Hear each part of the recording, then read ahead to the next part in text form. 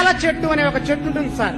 రేల చెట్టుకి ఎప్పుడైతే పువ్వు పూస్తుందో ఖచ్చితంగా 45 రోజులు లెక్క పెట్టుకోండి, వర్షం గ్యారంటీగా పడుతుంది. పూర్వకాలంలో రైతులు రేల చెట్టును చూసి పత్తి విత్తనాలు తెచ్చుకునేవాళ్ళు. అలాగే నేను ఒక రోజు అడవిలో వెళ్తున్నప్పుడు ఒక శతాధిక వృద్ధుడు కూర్చొని ఉన్నాడు. అబ్బా ఏ వంటలు మనవడా అన్నాడు. తాత వర్షం ఎప్పుడు పడుతుందంటే దగ్గరలో మోదుగు చెట్టు ఉందా అన్నాడు. ఉంది తాత అంటే కాయ కొట్టి తీసుకొని రా అన్నాడు. నేను ఒక కాయ తీసుకుని వచ్చాను సార్. తీసుకురాగానే ఆయన కాయని చీల్చాడు. కాయలో ఒకే ఒక విత్తనం ఉంటుంది సార్. ఖచ్చితంగా వర్షం 15 రోజుల్లో పడిద్ది అన్నాడు. ఖచ్చితంగా 15 రోజుల్లో వర్షం పడింది సార్. ఎలా చెప్పావు తాత అంటే ఆయన చెప్పింది, మోదుగు చెట్టుని మనం చీల్చినప్పుడు విత్తనం కింద భాగంలో ఉంటే 45 రోజుల్లో వర్షం పడుతుంది, విత్తనం పై భాగంలో ఉంటే 15 రోజుల్లో వర్షం పడుతుంది అని చెప్పాడు సార్. ఏ శాస్త్రవేత్త కూడా లేదు సార్.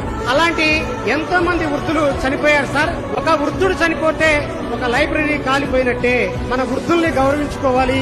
అలాంటి గ్రామీణ జ్ఞానాన్ని మనం సేకరించుకోవాలి సార్.